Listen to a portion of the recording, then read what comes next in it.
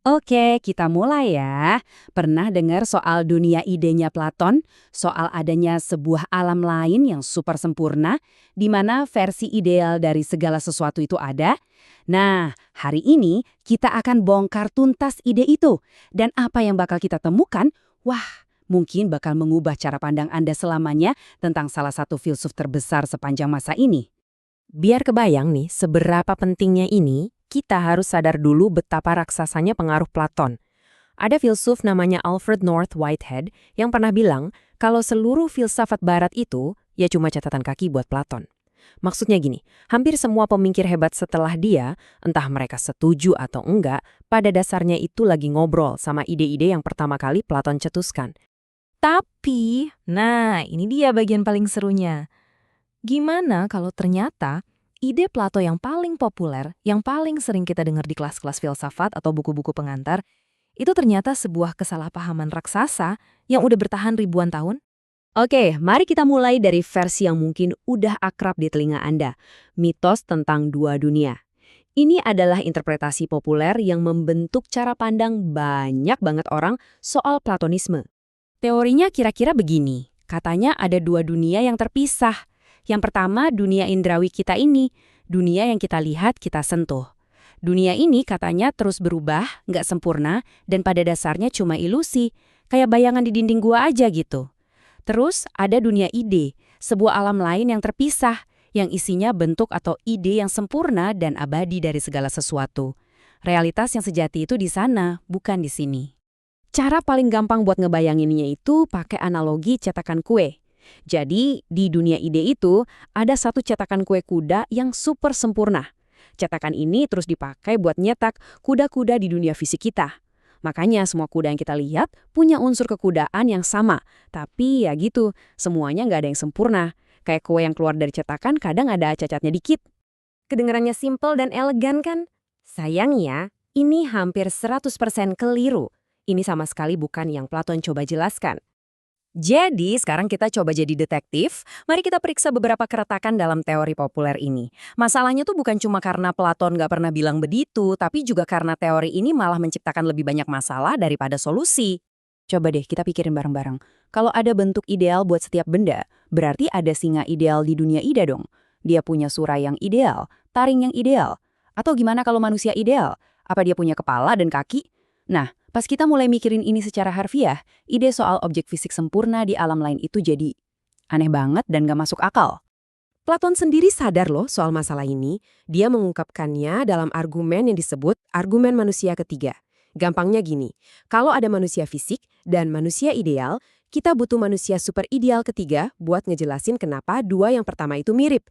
Terus kita butuh yang keempat buat ngejelasin yang ketiga, dan seterusnya, selamanya. Ini jebakan logika yang nggak ada ujungnya. Dan ini dia bukti paling telaknya. Istilah dunia intelek atau kosmos noetos yang jadi inti teori dua dunia itu sama sekali nggak pernah ada dalam tulisan-tulisan Platon. Istilah itu baru muncul berabad-abad setelah dia meninggal, pertama kali oleh Filon dari Alexandria, dan kemudian dipopulerkan oleh Plotinus. Jadi, kita selama ini menerapkan ide dari para penafsirnya ke Platon sendiri. Kita pada dasarnya menuduh Platon ngomongin sesuatu yang baru kepikiran ratusan tahun setelah kematiannya. Salah alamat banget kan? Oke, jadi kalau teori dua dunia itu mitos, lalu apa dong yang sebenarnya Platon maksud? Nah, disinilah kita masuk ke inti pemikirannya yang sebetulnya jauh lebih keren dan mendalam. Kuncinya ada di pilihan katanya. Platon itu nggak pernah ngomongin dua kali kosmos atau dua dunia. Dia ngomongin soal dua topos, yang artinya tempat atau wilayah. Dan kedua wilayah ini ada di dalam satu dunia yang sama, dunia kita ini. Ada wilayah yang terlihat, yang kita pahami pakai indera kita, dan ada wilayah intelek, yang kita pahami pakai pikiran atau mata jiwa. Jadi, ide atau bentuk itu bukan benda fisik yang lebih bagus di alam lain. Bukan. Ide itu adalah konsep atau prinsip dari benda itu sendiri. Anggap aja kayak cetak biru konseptual. Aturan-aturan tak terlihat yang bikin kita bisa lihat sofa, ranjang, atau bahkan hemok, dan otak kita langsung ngenalin, oh, ini semua tempat untuk tidur. Dan kalau kita lihat, ide-ide yang paling fundamental buat Platon, kita nggak bakal nemu kuda ideal atau pohon ideal. Justru, dalam dialognya yang judulnya Sophist, dia ngomongin 5 jenis agung. Ada, diam, gerak, kesamaan, dan perbedaan. Ini semua adalah alat-alat konseptual, prinsip-prinsip super abstrak yang jadi fondasi cara pikiran kita memahami dunia. Beda jauh banget kan sama ide cetakan kue tadi? Oke. Jadi Platon ngomongin prinsip-prinsip abstrak, bukan dunia surgawi. Terus kenapa? Kenapa ini penting banget buat dia? Kenapa dia begitu terobsesi dengan hal-hal yang abadi dan tidak berubah ini? Kita harus ingat dunia tempat Platon hidup. Dia itu menyaksikan kotanya, Athena, jatuh dari puncak kejayaan gara-gara perang yang menghancurkan. Dia ngelihat langsung pemerintahan tirani yang super brutal. Dan puncaknya, pukulan paling telak, dia melihat sistem demokrasi yang baru pulih, malah menghukum mati burunya, Sokrates, orang yang dia anggap paling adil se-Athena. Dunianya waktu itu lagi kacau balau, baik secara moral maupun politik. Di salah satu suratnya, Platon nulis sendiri kalau pengalaman-pengalaman pahit ini maksa dia buat beralih ke filsafat. Dia sadar kalau semua pemerintahan itu korup, dan satu-satunya harapan adalah menemukan apa itu keadilan yang sejati, yang nggak bisa diombang-ambingkan sama opini publik atau politik yang gonta-ganti. Nah, ini dia poin krusialnya. Pencarian Platon soal ide abadi kayak keadilan atau kebaikan itu bukan tiket buat kabur dari dunia yang berantakan ini. Justru sebaliknya, dia itu lagi nyari jangkar, sebuah fondasi yang kokoh dan abadi yang bisa dipakai buat memperbaiki dan membangun kembali masyarakat yang adil di dunia yang ini juga.